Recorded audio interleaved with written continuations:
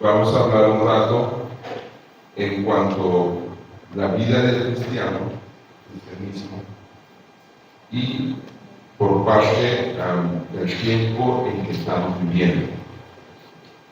Nuestro carácter, nuestra manera de tomar en cuenta este tiempo en cual estamos viviendo. Inclinemos el rostro para una palabra de oración. Amante y bondadoso Padre Celestial, damos las gracias por tener la oportunidad de leer tu palabra. Permite que tu Santo Espíritu, que has permitido estar con nosotros, guiarnos a través de la verdad, nos puede guiar esta mañana de manera personal en el nombre de Cristo Jesús. Amén. El libro de Efesios, el capítulo 6, vamos a ubicarnos en el versículo 10 adelante. Prácticamente todo el mundo conoce la armadura de que habla la Biblia. Pregunta: ¿qué es esa armadura? ¿Es algo práctico o es algo teórico? No la voy a responder, ¿no? Es práctico. Esa armadura es utilizada ¿para qué? Bueno, me voy para una guerra. Para una guerra. Para una guerra. Para una guerra. Ahora, pregunta: ¿qué tipo de guerra estamos? ¿En qué tipo de guerra estamos? Guerra espiritual. No estamos en una guerra en donde va a haber bombas y necesitamos No. armas. No, es una guerra espiritual. Es importante que entendamos que estamos en una guerra espiritual, porque eso significa que tenemos que estar conscientes que no podemos pelear o ganar en esta guerra sin tener una conexión o un conocimiento de lo espiritual. Porque si no sabemos en qué tipo de guerra estamos, probablemente ya estamos perdidos. Claro. Pero si tenemos un concepto de la guerra en que estamos, eso nos ayuda. La Biblia dice en el versículo 10, que alguien me lo lea, 6:10. Efesios 6, versículo 10. Por lo demás, hermanos míos, fortaleceos en el Señor y en el poder de su fuerza. La primera palabra, por lo demás, dice. Por lo demás. ¿Qué me dice esa palabra? ¿Qué me dice? Por lo demás, hermanos, sea fuerte el Señor y en el poder de su palabra, en su poder. ¿Qué le dice la palabra? Por lo demás, por todas las cosas. Porque el propiamente dice finalmente. Por todo lo otro. Por todas las cosas que nos van a pasar. ¿Cómo? Por lo que ha de venir. Finalmente, para mí es que al final, entonces cuando llegas al final de todo, porque recuerda que antes de decir esa palabra, él da algunas indicaciones de cómo el esposo tiene que trabajar con la esposa, el esposo con el esposo, hijos, esclavos, padres. Da un concepto de características que tiene que tener el cristiano, cómo atender con la otra persona. Dándome a entender que hay una parte física, una parte real que tenemos que luchar, una guerra, digamos, real, tenemos que luchar. Pero al final, después de esa guerra, como que me muestre, cuando llegas al final de ese callejón, hay otra guerra que comienza. La otra guerra es la parte espiritual. Lo voy a poner así. Estamos en una guerra donde hay dos enemigos. Hay un enemigo espiritual. ¿Quién es? Satanás con sus ángeles. ¿Ok? Pero hay otro que es un hombre de carne como tú y yo, que también a través de no estar en obediencia con la palabra de Dios, automáticamente cae bajo la influencia del enemigo y actúa como el enemigo. Por eso si leamos el versículo 11, ¿qué dice? El 12. Porque no tenemos lucha contra sangre y carne, sino contra principados, contra potestades, contra dominadores de este mundo de las tinieblas, contra malos espíritus de los aires. Mira cómo te lo aclara, que la guerra no está en la persona que está haciendo lo malo. Porque lo malo que hace la persona es simplemente que la persona está bajo la influencia o está en su debilidad que permite que el enemigo, lo espiritual, lo maneja a él o a ella. Entonces, para que podamos abrir nuestros ojos, nuestras vistas, para entender que no es la persona, sino es el enemigo detrás de la persona, con quien estoy luchando. Es interesante que nosotros muchas veces caemos en la trampa de no entender que no es la persona quien está en contra de nosotros. No. Pregunta, ¿hay un tiempo en que Jesús se encontró con una situación tal? ¿Con quién? Con Pedro. ¿Qué le dijo a Pedro? Apártate de mí, Satanás. Ahora, ¿le estaba llamando a Pedro Satanás? No. Al Espíritu. Estaba hablando exactamente del enemigo que él había, digamos, reconocido, que estaba influenciando a Pedro a actuar de manera equivocada, de manera contraria conforme a la palabra de Dios. Es importante que si vayamos al versículo 11, nos dice que tenemos que vestir la armadura, ¿qué? ¿Completa de quién? Ahora, para el entendimiento, cuando nos dice para vestir la armadura completa de Dios, les voy a llevar la mente en la guerra entre David y Goliat. ¿Qué le había propuesto Saúl a David?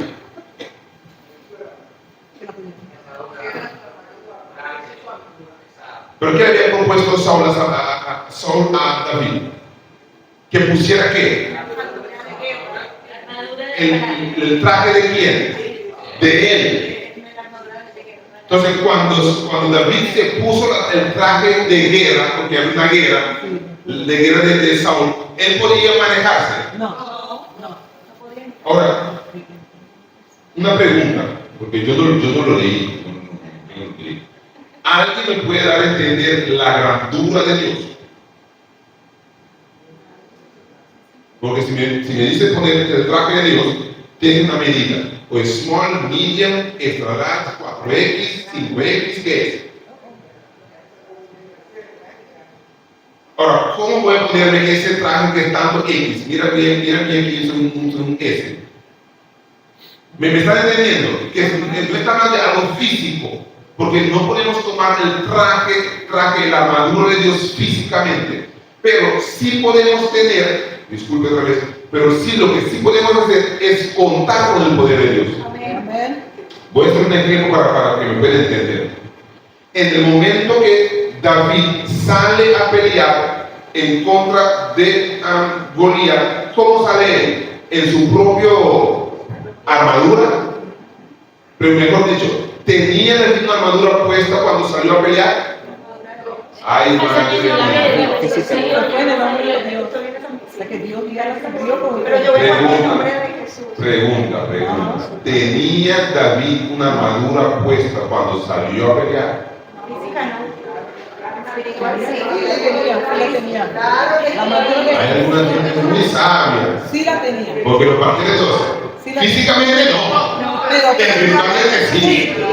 Ajá. Correctamente. Cuando David salió a la guerra en contra del gigante Goliat, tenía una armadura espiritual. ¿Cuál era su armadura? Jehová de los ejércitos. ¿Dónde lo tenía? Gracias, mi hermano Luis. Estaba acá. En la mente. Estaba acá. Dime, hermano.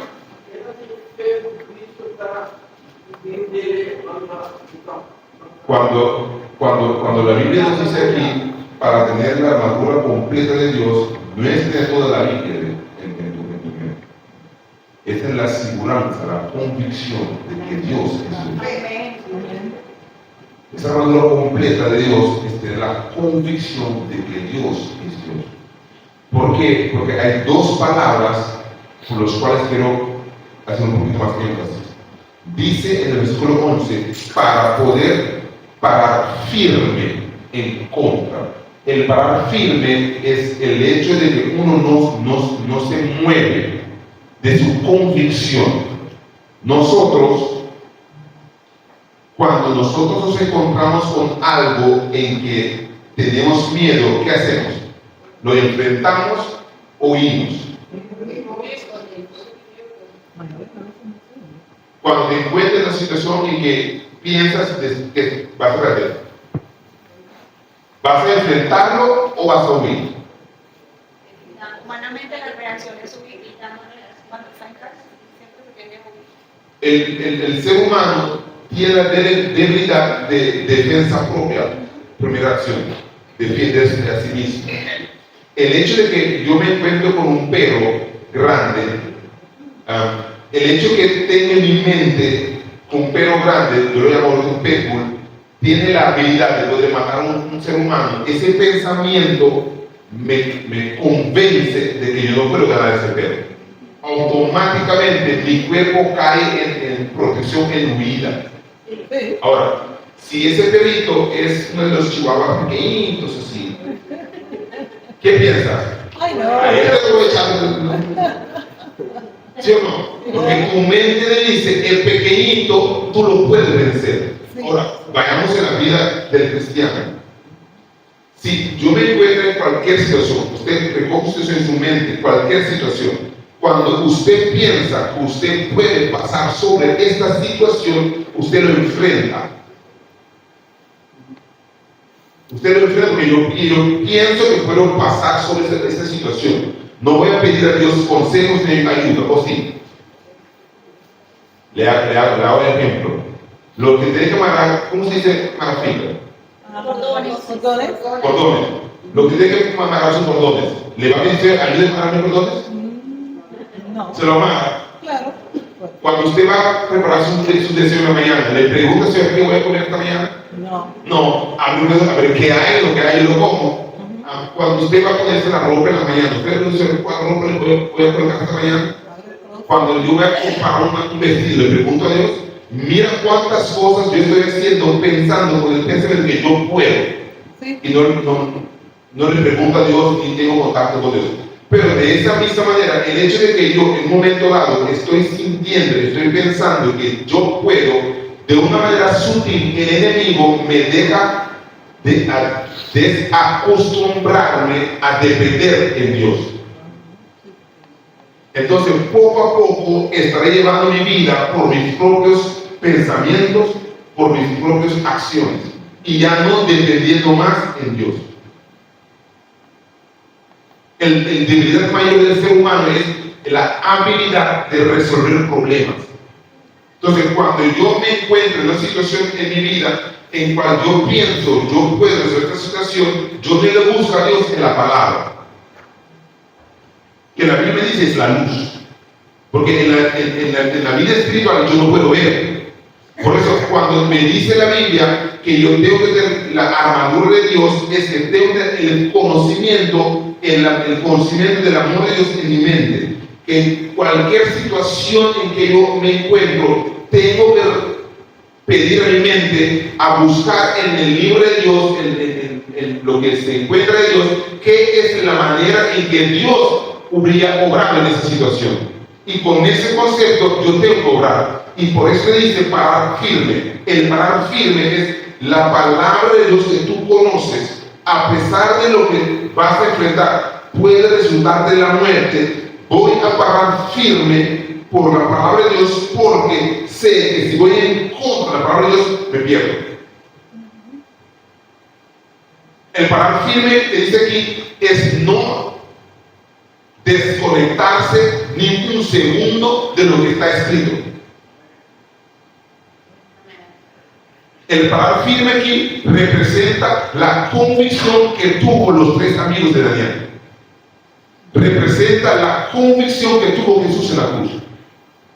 Representa que yo, a pesar que veo peligro, que mi esposa, mi esposo, hijos, madre, padre, familia, todos me pueden abandonar, por convicción que tengo que en la palabra me asumo la responsabilidad y me paro firme, aunque vengan las consecuencias.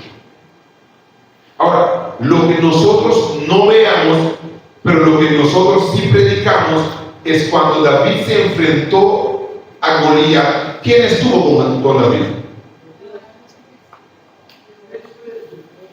¿Saben que nosotros tenemos la habilidad de ser muy ingeniosos en pensar? A mí me gusta tener mi imagen un poquito más cerca de la Biblia. Y yo me imagino que cuando David se propuso, no cuando comenzó, cuando David se propuso en su mente de enfrentar a Goliat, y en mi mente estoy dibujando Jesús, Dios en el cielo.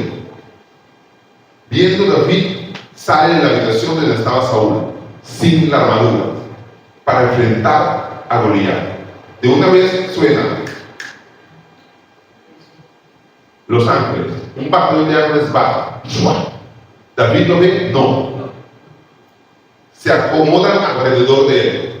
El Espíritu Santo se acerca, se mete en la mente. Ok, David, esa piedra, esa hora, dale, vamos, sigue, confirme, paso firme, mira. Le está indicando en su mente cómo andar para enfrentar, no dejando espacio, estoy dibujando, no dejando espacio que David pudiera ver la altura, escuchar los gritos, escuchar alrededor lo que se decía de Goliat. Como le silenció los oídos, le aciegó la vista para que pudiera fijar únicamente en la voz del Espíritu Santo que le estaba hablando. Y conjuntamente con él un grupo de ángeles que estaban ahí preparados. Me imagino que cuando Goliat comenzó a hablar, David escuchaba no la amenaza de Goliat, sino escuchaba la debilidad de Goliat. Es decir, Dios le había abierto el oído para no escuchar lo que salía de su boca, pero para entender lo que estaba ahí. Estaba finito. Tú vas a ganar. Ahora, cuando David pone su mano para lanzar ¿cómo le llaman? La onda, cuando sale esa piedra, los predicadores, a mí me uno con ellos, le decimos que el Espíritu Santo tomó esa piedra. Yo no quiero usar el Espíritu Santo hoy, sino quiero usar los ángeles que estaban ahí alrededor. ¿Cuánta velocidad tiene la luz? ¿Qué es la velocidad de la luz? Imagínense. Ahora, imagínense si la velocidad de la luz es 1000 kilómetros a segundo. ¿Cuánto más veloz es la velocidad de los ángeles? Entonces, ese ángel toma esa piedra y lo saca volando. Goliat no lo vio, nada más lo sintió. No lo vio, nada más lo sintió. Pero esta piedra no solamente le dio, lo conseguiste, hermano. ¿Qué es? ¿Cuánto? 300.000 kilómetros ¿por qué? Por segundo. La velocidad de la luz puede dar casi 8 vueltas a la Tierra en un segundo. 8 veces en un segundo al mundo. Imagínense esa velocidad. Que el ángel toma la piedra y con esa velocidad mínima sale, tierra abajo. Ahora, quiero usar esa dramatización y traerla en tu vida. Cuando tú enfrentas una situación, de la misma manera, cuando en tu mente tú te propones a obedecer la palabra de Dios, de una vez los ángeles te acercan y te rodean para darte la fortaleza de pararte firme, porque es el apoyo, gracias hermano, para darte el apoyo de mantenerte firme, porque el ángel no puede decidir la acción que vas a tener, pero lo que sí puede decir es afirmar la decisión que tomaste, la acción que es tuya. Pero la decisión le habilita a Dios a intervenir en tu vida para mantenerte firme. Es decir, nosotros no debemos pensar ni imaginarnos de cuando enfrentamos cualquier situación que estamos solos. No estamos solos. El enemigo está, los ángeles están al lado de nosotros para proveer la ayuda que necesitamos. Y a veces salen de su órbita natural y se manifiestan en el mundo físicamente para proveer para nosotros ayuda. Un pastor nos estaba contando que su hija, como fuese que se perdió en una de sus ciudades en Europa. Y la muchacha como estaba orando, pidiendo a Dios que le provee una ayuda, que le provee una ayuda. Y mientras tanto estaba orando, dice que se encontró con un tipo vestido en una esquina, Y el tipo le dice, tú tienes que ir por la derecha, por la izquierda y te cae. Y ella asustada, cuando ve el tipo, dice que no, es que me parece que me va a matar, no. Pero sintió aliento, algo le decía, sigue al tipo, obedezca al tipo. Y comience a seguir al tipo derecho, izquierda, en un momento dado encuentra la solución de su situación, logra salir de que está perdido, pero cuando la nueva ya no está. Ella no puede vivir con el concepto que un ángel estaba ahí junto con ella. Hermanos, nosotros, nuestro problema es que no creemos en la palabra de Dios. Y aquí voy a hacer un paréntesis. Nosotros decimos que hay otras congregaciones, especialmente los pentecostales, de que son muy espirituales y con sus cuestiones, con su... Pero ¿saben qué tienen ellos bien? Ellos creen en los ángeles y creen en el milagro tan fuerte, tan firmemente que pasa con ellos. Pero nosotros no. Nosotros creemos en lo que tenemos de la palabra, pero no creemos en la palabra. Creemos lo que tenemos en libros, que es verdad, pero no creemos en la palabra de Dios.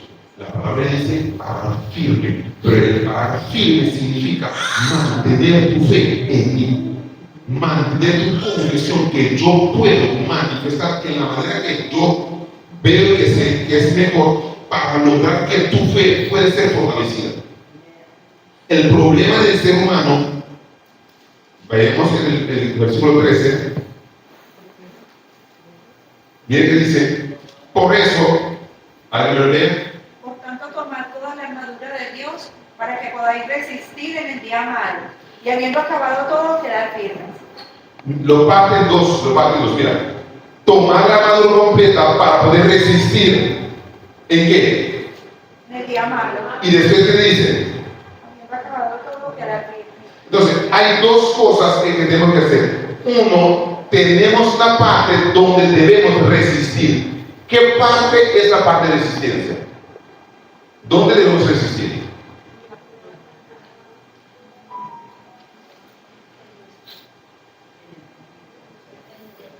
Dime qué va a pasar en tu mente.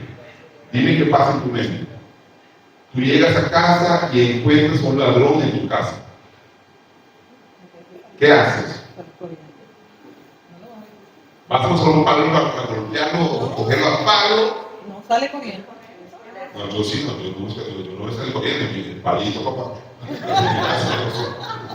Voy por el palo.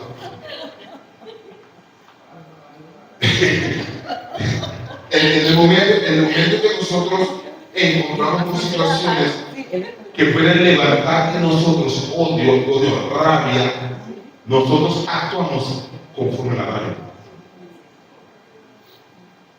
Como si fuera que se apaga lo espiritual y se aprende lo carnal. Ahora, el ángel, el Espíritu Santo no pueden hacer nada, porque la decisión es tuya. Por lo contrario, si yo decido hacer algo, el Señor, ayúdame.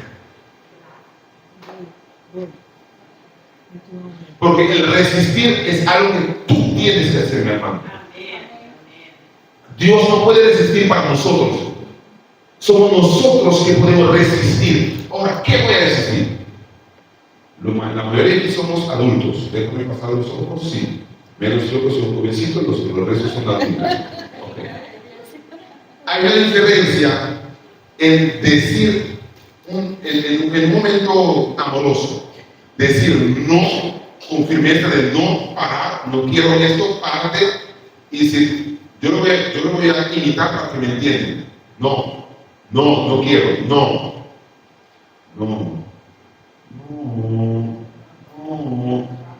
¿Cuál es firme? El primero. Entonces, la decisión de mi mente de que no quiero esto, no quiero. Pero si no quiero, querer queriendo, mi no como baja de tono, baja de firmeza, va como bajando y automáticamente no puedo resistir. Es decir, mi cuerpo en un segundo momento se está acomodando en lo que está pasando y está engaged. Engaged está... no. En juego. Comprometiéndome para seguir. Entonces me estoy dando al seguimiento. Ya no estoy resistiendo, pero estoy ya como dejándome ir poco a poco, pero seguro. Eso es lo que dice aquí, resistir. El resistir es que mi mente aquí adentro aún mantiene que la palabra de Dios es el punto. En ningún momento la debilidad de mi carne no toma control. A pesar de mi deseo, mi apetito, que es lo carnal, mi mente me afirma que está equivocado y que ese es el camino de Dios. Ahora quiero que me entiendan bien. Si yo no tengo en mi mente esa palabra, ¿qué me va a sostener? ¿Qué me va a ayudar? Pablo dice que hay dos leyes que pelean en mí. La ley de mi mente, la ley espiritual, de mi carne. Ahora, ¿cuál obedezco? Porque lo que yo no quiero hacer, Eso es lo que hago. ay, yo no digo, usted está diciendo, usted lo sabe, usted lo hace. Usted sabe que- No, yo no lo digo, usted dijo que lo haga. Ajá. Yo no dije nada. Sí, la Biblia. Yo no dije nada. Pero lo que yo detesto, lo que resisto, no quiero hacer, al final del día, eso estoy haciéndolo. Lo que yo no quiero hacer, eso al final me consigo que estoy haciendo. Lo que yo no quiero hacer, lo que yo tengo que resistir, no tengo la fortaleza espiritual para resistirlo. ¿Y cómo me consigo? Me consigo al final haciendo lo que yo no quiero hacer. Me consigo al final cayendo en lo que yo no quiero caer. El problema, hermanos, no es la tentación que está enfrente de nosotros. Porque la tentación no es más grande y más poderosa que la palabra de Dios. Amén. El problema es que no tengo la palabra en mi mente. El problema es que no tengo la palabra en mi mente. ¿Saben qué el enemigo está haciendo? Le está robando el tiempo de conectar con la palabra. Él no puede eliminar la palabra, no puede hacerlo. Pero lo que sí puede hacer es quitarme el tiempo de conectarme con la palabra. Porque Él sabe, en el momento que yo me conecto con la palabra, en el momento que la palabra consiga un espacio en mi mente, el momento que la palabra se arriague, ¿cómo se llama? Se adhiere. Esa palabra. Cuando la palabra hace esa palabra, automáticamente sabe que va a dar frutos. Él sabe que lo único que necesita la palabra es hallar tierra fértil. Una vez que ahí se conecta, Él sabe que habrá frutos. No es que porque tú y yo podemos dar frutos, es porque la palabra puede dar frutos. Por eso la Biblia dice resistir. A pesar de resistir, hermanos, debemos sentarnos un rato y ser honestos con nosotros mismos. ¿Qué es lo que a mí me gusta? Hermano, nadie va a saber lo que estás contestando, aún ni el enemigo, no solamente Dios, que ya lo sabe. Si te gusta la Coca-Cola, Dios lo sabe. Si te gusta una bebida alcohólica, Dios lo sabe. Si te gusta un programa de televisión que no es correcto, Dios lo sabe. Ahora me pregunta esto: ¿tengo la confianza plena en Dios de poder decirle, Padre, sabe que estoy luchando con esto? Pero he llegado al conocimiento, he llegado a la conciencia que esto está impidiendo mi relación contigo. Y necesito que me ayudes a quitar. Es decir, hasta que yo pueda abrirme el corazón y dejar a Dios ver, Señor, aquí tengo una situación en que yo no puedo cambiar, no puedo hacer nada. A mí me gusta, Padre, a mí me gusta. No te voy a decir que no, sí, me gusta, pero yo quiero obedecerte. Por eso estoy pidiendo que me ayudes. Entonces, la palabra es la única fortaleza espiritual que podemos tener. A través de la palabra, Dios nos va a fortalecer para enfrentar lo que nos viene en el futuro. Ahora, el resistir es lo que yo hago a través de esa ayuda con Dios. Mientras Dios me ayuda, con la ayuda de Dios me da, yo utilizo para resistir. Pero llega un momento dado en la vida que la resistencia que yo estoy dando ya no sirve. Ejemplo, ahorita estamos viendo por fe, ¿por qué? ¿Por medio de qué? Por medio de la oración. ¿Estamos haciendo qué ahorita? Estamos orando, estamos orando, estamos orando. ¿Y qué pasa cuando yo estoy orando? ¿Qué hace Dios? Dios nos escucha. ¿Qué hace? Nos contesta.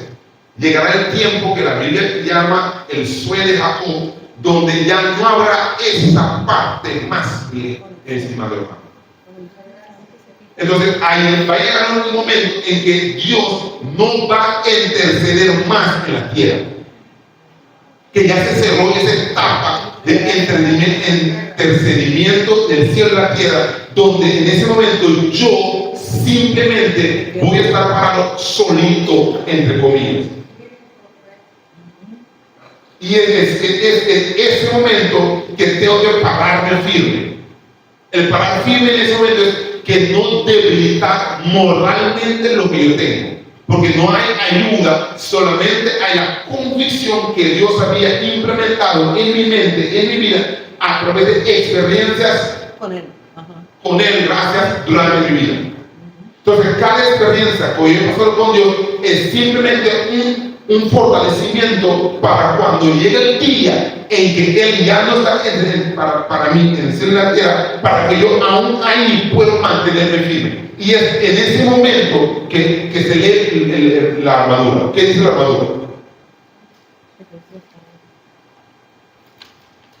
El versículo 4. Al versículo 14. Está pues firme, ceñida vuestra cintura con la verdad, vestidos con la coraza de justicia. Sí, sigue. Calzados los pies con la prontitud para dar el evangelio de paz. Sobre todo tomad el escudo de la fe, con que podáis apagar todos los dardos encendidos del maligno. ¿Sigo? Sí. Tomad el yelmo de la salvación y la espada del Espíritu, que es la palabra de Dios. Y orad en el Espíritu en todo tiempo, con toda oración y ruego, velando en ello con perseverancia y súplica por todos los santos. Entonces, mira que después de decirte en qué condición, en qué manera tendrás que estar, te dice lo que tienes que estar haciendo. Ahora, mi pregunta es, ¿tienes armadura bien puesta? Quiero que te preguntes, ¿tengo la armadura puesta? Porque si no lo tengo que imaginarme que voy a caer perdido en la vida espiritual. Puedo venir a la iglesia, puedo ser pastor, puedo ser lo que yo quiero, pero si no tengo la armadura puesta, voy a caer en la vida. Dios ha provisto la armadura para que nosotros podamos cruzar sin perder. Amén. Pero eso sucederá hasta después que nosotros hemos estado parándonos firme a resistir el enemigo. Y la resistencia es tomar decisiones no de acuerdo con miedo, emoción o de ignorancia, no es tomar decisiones conforme a la palabra de Dios. Entonces es tiempo, hermanos, para que nosotros podamos comenzar a comer, a estudiar profundamente la palabra, que quede grabado en nuestras mentes. ¿Saben qué es? Es algo que siempre me llama la atención. Que nosotros vamos al colegio, a la escuela, y en cada clase, cuando pasamos a clase, salimos más preparados. Cada clase, salimos que sabemos algo más. Mi pregunta es, cada año en la iglesia, cuando un año pasa en la iglesia y comienza otro, ¿cómo comienza ese año? En cuanto a mi fe, ¿más firme o más débil? Debería ser más firme. Pero mira que las tentaciones, mis caídas, los problemas, mis debilidades, es como se hacen peores.